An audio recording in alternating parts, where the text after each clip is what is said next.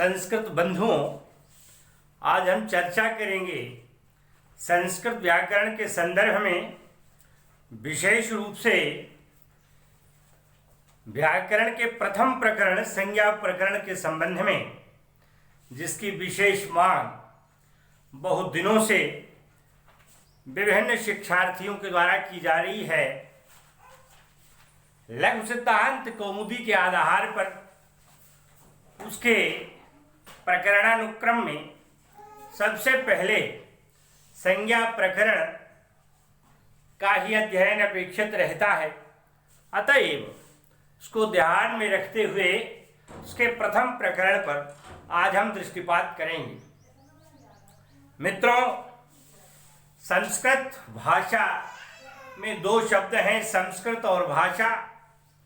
संस्कृत का अर्थ है शुद्ध, परिष्कृत या परिमार्जित। भाषा का अर्थ है बोली और लिपि, दोनों का समाहार।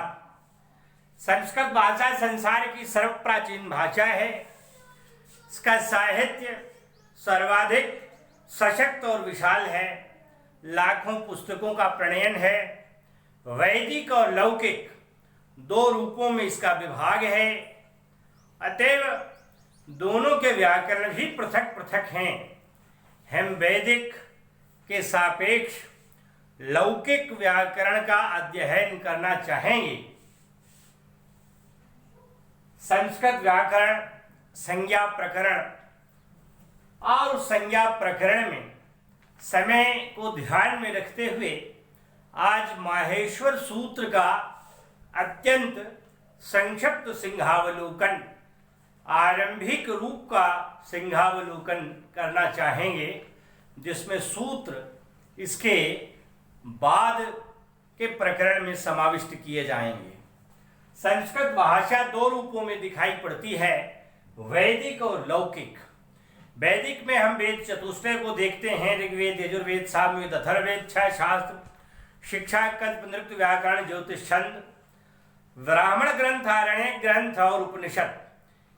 ये सब मिलकर के जो मंत्रों में निबद्ध किए गए हैं, उनको हम वैदिक भाषा के रूप में देखते हैं। और उनके व्याकरण में यद्यपि लौकिक और वैदिक का जो अंतराल है बहुत नहीं है, बावजूद उसके वैदिक में स्वर माहात्म्य है, जबकि काव्य मार्गे स्वरो न गण्यते कह करके स्वर को उतना महत्व नहीं दिया जाता जितना कि वेदों। इसलिए उदात्त, अनुदात्त, स्वरित और प्रचय विशेष रूप से वहां है।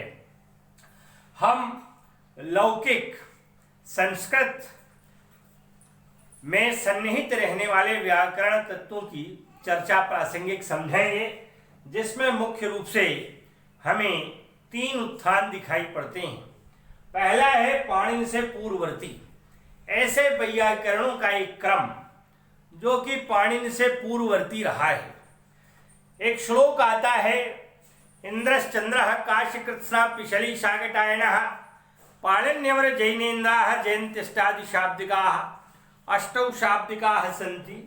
जो शब्द व्यवहार को विशेष रूप से प्रासंगिक मानते हैं और उन्हीं का अध्ययन करते हैं, वे शाब्दिक कहे जाते हैं, वैयाकरण कहे जाते हैं।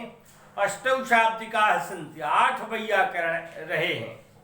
तो 8 में इंद्रश्चंद्रः काशीकृत्स्ना पिशली शाकटायन, इंद्र व्याकरण, चांद्र व्याकरण, आपिशल व्याकरण, शाकटायन व्याकरण, अमर सिंह का व्याकरण, जैनेन्द्र व्याकरण और पाणिनिकृत व्याकरण। तो इस तरह से कुल 8 वैयाकरण रहे हैं, जिनमें पाणिनीय जो व्याकरण का स्वरूप है, 8वें नंबर के वैयाकरण पाणिनि हैं, उनके द्वारा जो बनाई गई अष्टाध्यायी है, वही सांगोपांग रूप से भारतवर्ष को प्राप्त हो सकी है। बाकी जिन वैयाकरणों का नाम आता है वे नाम शेष हैं, क्योंकि उनकी कृतियां दुर्भाग्यवश आज प्राप्त नहीं है। परंतु सौभाग्य है कि जो पाणिनीय अष्टाध्यायी है वही अकेले संस्कृत व्याकरण के अध्ययन के लिए सुपर्याप्त है।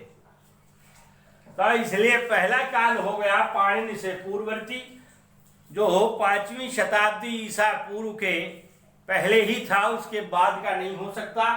दूसरा है पाणिनीय काल। पाणिनीय काल में 3 मुनियों का नाम आता है, पाणिनि, कात्यायन और पतंजलि। पाणिनि जिन्होंने अष्टाध्यायी लिखा है और वह सूत्रों में व्यवस्थित है, इसलिए उन्हें सूत्रकार कहते हैं। लगभग 4000 सूत्रों में, 32 पादों में और 8 अध्यायों में अष्टाध्यायी गढ़ा है। वह निश्चित रूप से लौकिक संस्कृत व्याकरण का एक आधारभूत ग्रंथ रत्न है और 2000 से भी ज्यादा समय बीत गए, आज उसी के आधार पर अध्ययन अध्यापन का क्रम व्यवस्थित हुआ है और उसकी हजारों टीकाएं, प्रटीकाएं, व्याख्या ग्रंथ, भाष्य आदि लिखे गए। पाणिनि के सहाध्यायी सहपाठी कुछ वर्ष इनसे छोटे थे, उनका नाम कात्यायन था। कात्यायन ने वार्तिक लिखा है, उक्ता नुक्त द्रुक्त चिंता वार्तिकम। वार्तिक पाणिनीय सूत्रों पर अवलंबित है और सूत्र में अर्थों को और अधिक परिस्फुट करता है, छूटे हुए तथ्यों को उद्घाटित कर देता है, पूर्णतः परिस्फुट रूप में लिखा गया है। अष्टाध्यायी का सहयोगी ग्रंथ है, तो इसलिए पाणिनि के बाद कात्यायन और कात्यायन के बाद तीसरे महर्षि हैं पतंजलि, जो लगभग 150 ईसा पूर्व के इर्द गिर्द रहे हैं। पुष्यमित्र शुंग के समकालिक हैं, अतएव उन्होंने महाभाष्य नाम का ग्रंथ लिखा है, जो पाणिनीय अष्टाध्यायी पर अवलंबित कात्यायन कृत वार्तिकों पर विशेष रूप से लिखा गया भाष्य।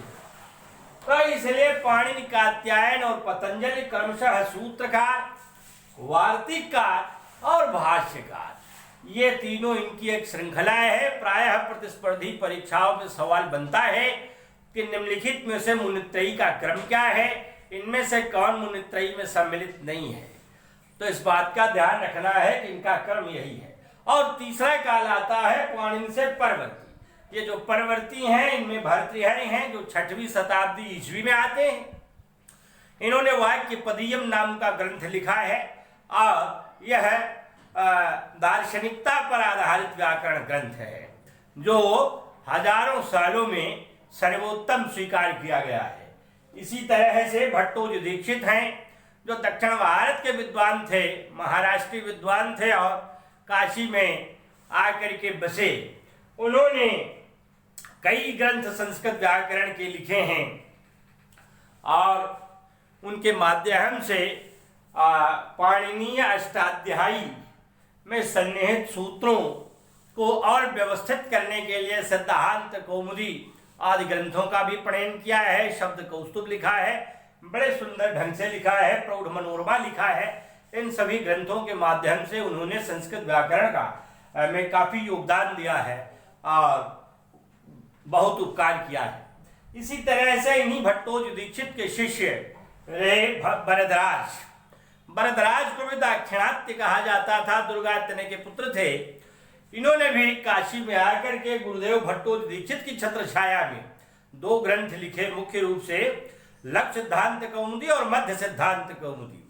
इनका लघु सिद्धांत कौमुदी अपने में बहुत विलक्षण है, जिसके कारण आज सैकड़ों वर्षों से अष्टाध्यायी के बजाय विभिन्न विश्वविद्यालयों और महाविद्यालयों में अध्ययन का क्रम इनकी लघु सिद्धांत कौमुदी से ही व्यवस्थित हो गया है और कुछ नया स्वरूप प्रदान करने के कारण जो प्रकरणों का अनुक्रम है वह अपने में बड़ा विलक्षण है और अभिनव प्रतीत होता है भरद्वाज का।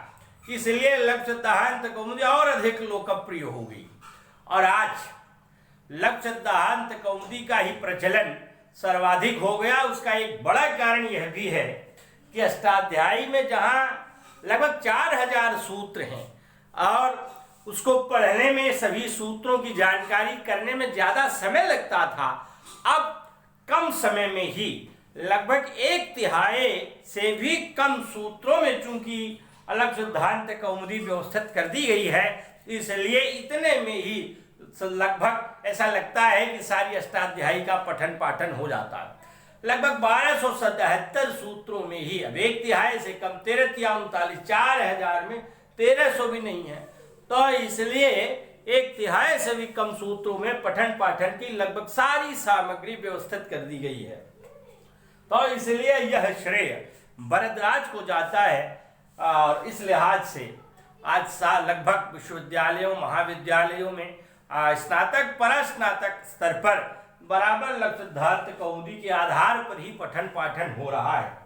भट्टोजी दीक्षित के पौत्र हरि दीक्षित थे और हरि दीक्षित के शिष्य नागेश भट्ट रहे। नागेश भट्ट ने भी कई ग्रंथ लिखा, परिभाषेन्दु शेखर, लघु शब्देन्दु शेखर, बृहद शब्देन्दु शेखर आदि अनेक ग्रंथों की रचना की, जो अपने में अत्यंत प्रौढ़ ग्रंथ माने जाते हैं। तो इस तरह से पाणिनि से परवर्ती तमाम सारे वैयाकरणों का नामोल्लेख किया जाता है। यद्यपि इस पर हमने एक अलग प्रकरण में संस्कृत व्याकरण के आचार्यों पर एक विशिष्ट चर्चा की थी। जिज्ञासु उसका अवलोकन वहां कर सकते हैं। और संज्ञा प्रकरण पर अकेले मैंने पूरे प्रकरण पर एक चर्चा 2 घंटे 45 मिनट में की थी, लेकिन तमाम जिज्ञासुओं की मांग रही कि 15-20 मिनट, ज़्यादा से ज़्यादा 25 मिनट तक का एक ऐसा छोटा छोटा वीडियो रहे जिसके माध्यम से कम समय में कुछ खास बिंदुओं को अलग अलग ढंग से भी देखा जा सके। इकट्ठा समय न होने पर कम समय में भी उसका अवलोकन किया जा सके। इन्हीं मांगों को ध्यान में रखते हुए मैंने उसे पृथक पृथक करने का प्रयास किया। और इसलिए लौकिक में ये स्थिति है। अब भरद्वाज की जो लक्ष्य सिद्धांत कौमुदी है, हम उसके माध्यम से दृष्टिपात करेंगे। जो संस्कृत व्याकरण लक्ष्य सिद्धांत कौमुदी के थे, उसमें पहला प्रकरण है संज्ञा का। तो संज्ञा प्रकरण के अंतर्गत सबसे पहले हम माहेश्वर सूत्र का अवलोकन करते हैं। लक्ष्य सिद्धांत कौमुदी का जो क्रम है वो ये है, लिख दिया है। संज्ञा, संधि, षड्लिंग प्रकरण, अव्यय प्रकरण, तिङन्त प्रकरण, कदंत प्रकरण, कारक प्रकरण, समास प्रकरण, तद्धित प्रकरण और स्त्री प्रत्यय प्रकरण। बड़ा सुंदर क्रम विन्यास हुआ है, क्योंकि जहां जिसकी आवश्यकता है वहीं उसको रखा है। संज्ञा प्रकरण जब लिखा है, जब किसी संज्ञा की बात जितने की जरूरत है वहीं उसको बताया है। बहुत सारी संज्ञाएं संधि में भी हैं। संज्ञा का मतलब ये नहीं कि जितनी संज्ञाएं जितने नाम हैं सब इकट्ठे इसमें भर दिए गए हैं। तो इसलिए इस तरह से नहीं, आजकल तमाम कुंजी उंजी में लोगों ने, मूर्खों ने इकट्ठा उठा करके 100-150 संज्ञा भर दी, याद नहीं हो पाता। तो इसलिए जहां जितनी संज्ञाओं की आवश्यकता है वहीं पर उसको रखा है। जैसे गुण संज्ञा है, तो अब गुण संज्ञा है, वृद्धि संज्ञा है, इनकी जरूरत संज्ञा प्रकरण में नहीं है, संधि प्रकरण में है। इसलिए उसको वहीं ले जा करके संधि के प्रकरण में रखा है, संज्ञा में नहीं रखा। तो इसलिए इस पर जिज्ञासु लोग ध्यान रखेंगे कि जहां जिसकी आवश्यकता है भरद्वाज ने बखूबी समझा है, इन्हें चैलेंज नहीं किया जा सकता। तो इसलिए ये उनका क्रम है। इसमें संज्ञा पहला प्रकरण है जिसको हमने यहाँ लिख दिया, संस्कृत व्याकरण संज्ञा प्रकरण, और उसमें है माहेश्वर सूत्र। अब ये माहेश्वर सूत्र उत्पाद तो पाणिनीय वैयाकरण का ही है, जिसमें तमाम सारे विद्वानों ने अपने अपने अनुसार विश्लेषण किया है। तो ये जो माहेश्वर सूत्र है ये क्या है? इसमें 2 शब्द हैं, माहेश्वर और सूत्र। तो माने माहेश्वर क्या है पहले जाने। माहेश्वर महेश्वर शब्द से बना हुआ है। महान चासो ईश्वर है कि महेश्वरा, जो बड़े दर्जे का ईश्वर है उसे हम महेश्वर कहेंगे। ये बड़ा दर्जा, छोटा दर्जा, मझला दर्जा क्या है? दरअसल त्रिदेवों की सनातन धर्मी परंपरा प्राक है, जिसमें ब्रह्मा, विष्णु और शिव ये 3 देव आते हैं। तो जो शिव है इन्हीं को महेश्वर कहते हैं। और महान चासो ईश्वर है करके कर्मधारय समास बनता है महेश्वर। अब महेश्वर में महत शब्द है और आन महतः समानाधिकरण जातीय जो के द्वारा यहाँ आकार हो गया है, और महान शब्द बना है प्रथमा विभक्ति एक वचन में। महान, महानतो, महानता रूप चलता है। महान के न का न लोपः प्रातिपदिकांत से लोप हो गया है और महाशब्द बचा है। बाद में ईश्वर है, ईश्वर में ईश धातु से बरच प्रत्यय लगा है, ईश्वर बना हुआ है। दोनों को जोड़ देने पर बना महेश्वर।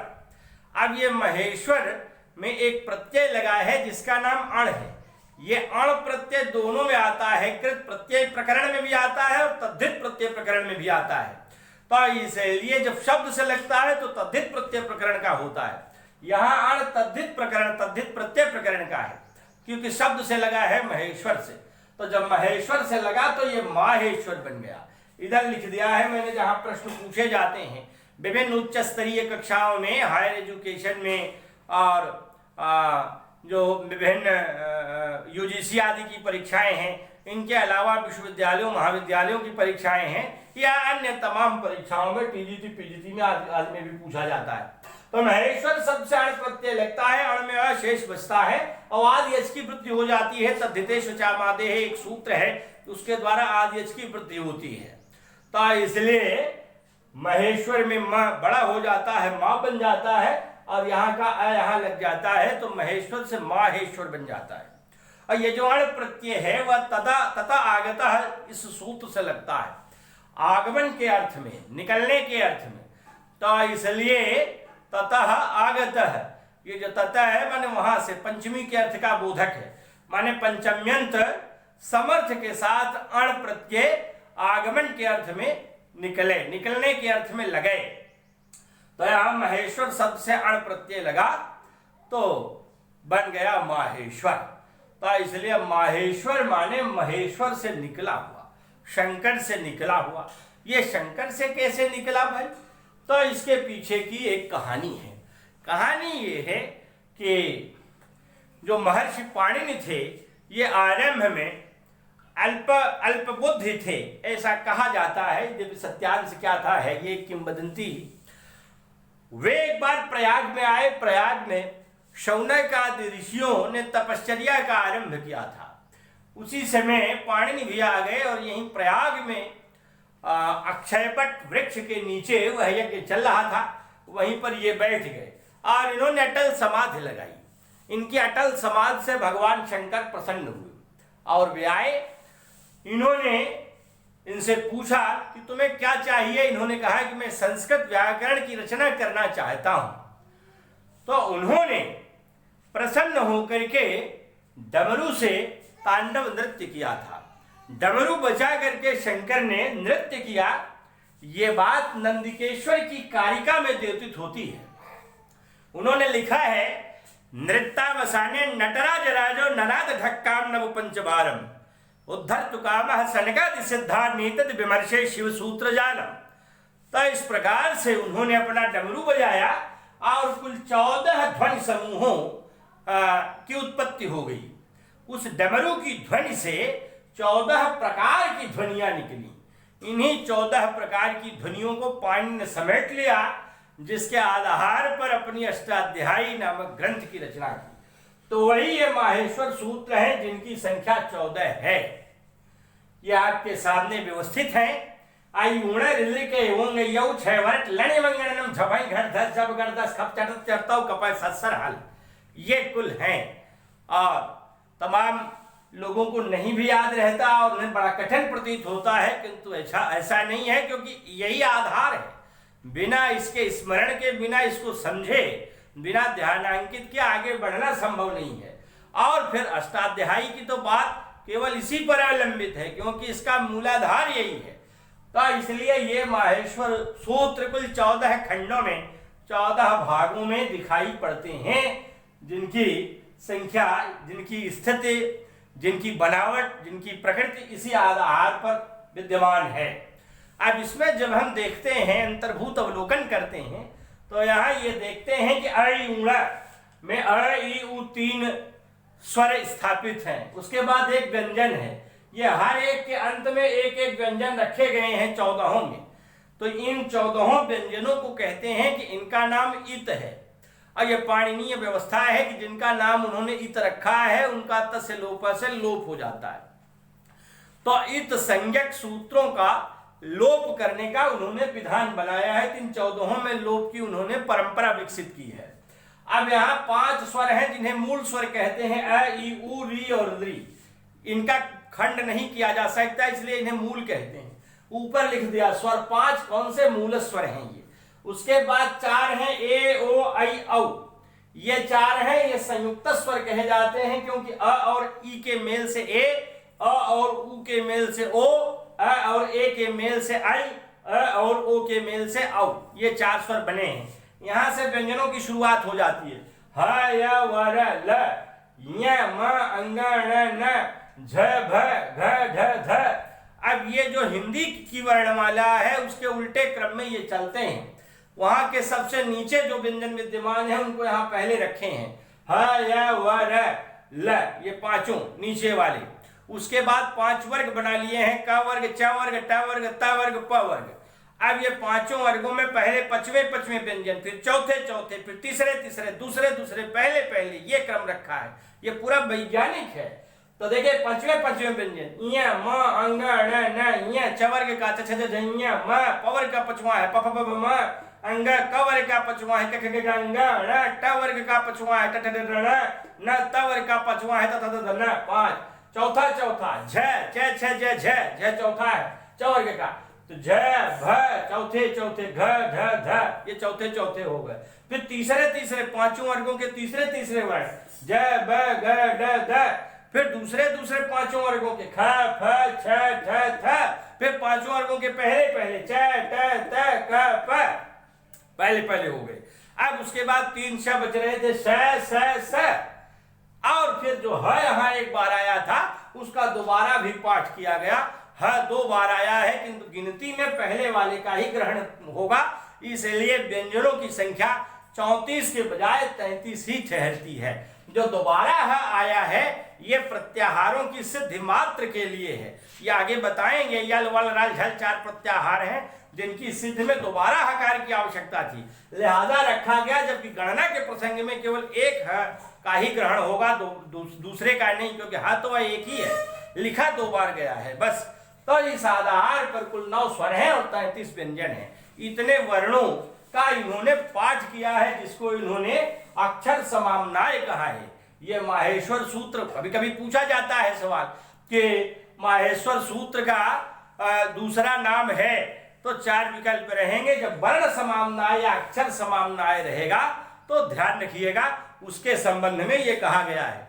ये नाक्षर समाम्नाय मधिगम्य महेश्वरात् कृत्स्नम व्याकरणम प्रोक्तम तस्मै पाणिनये नमः। ये कह करके पाणिनीय शिक्षा में पाणिनि का संस्तवन किया गया है। तो इसलिए ये एक सवाल बन जाता है। ये भगवान शंकर को बड़ा प्रिय है, इसकी एक विशेषता ये है।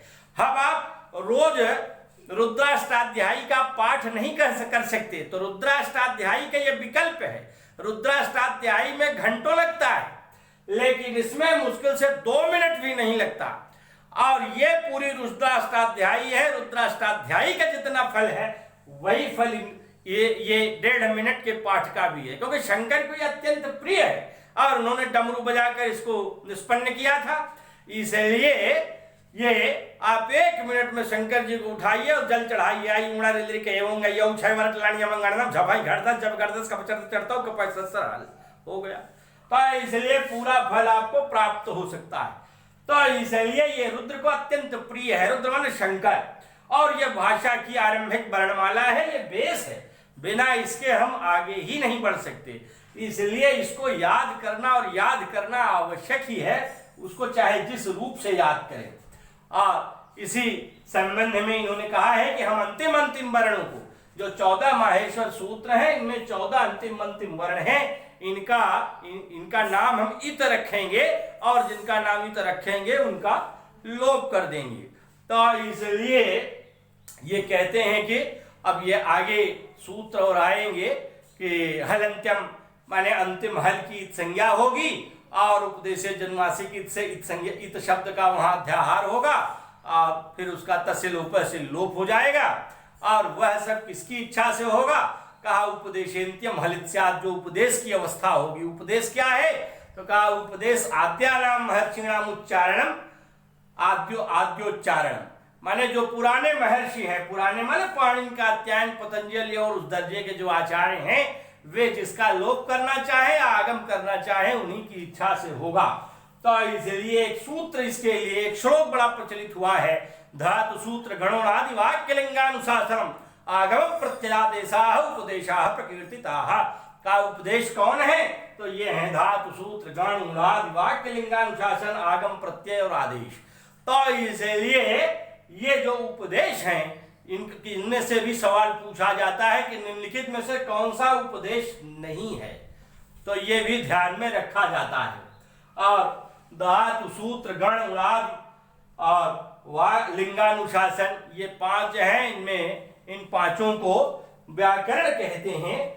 और जो सूत्र हैं ये चूंकि पाणिनीय व्याकरण सूत्र शैली में उपनिबद्ध हुआ है, सूत्र में सु धातु से सुबंधने धातु से त्रल प्रत्यय लगा तो सूत्र शब्द बना है। और इनकी संख्या कुल 6 मानी गई है। संज्ञा च परिभाषा च विधि नियमेव च अतिदेशोधिकारश्च षड्विधम सूत्र मुच्यते, ये 6 लिख दिए गए हैं। तो इसलिए इन पर विशेष चर्चा हो वो पृथक रूप से अलग अलग समय पर अलग अलग प्रकरणानुसार चर्चा की जाएगी, किंतु सामान्य रूप से कभी कभार सवाल पूछे जाते हैं, तो इसलिए ये ध्यान रखेंगे कि आज माहेश्वर सूत्र के संदर्भ में समय को ध्यान में रखते हुए अति संक्षिप्त चर्चा प्रतिस्पर्धी स्थिति को देखते हुए कर ली गई।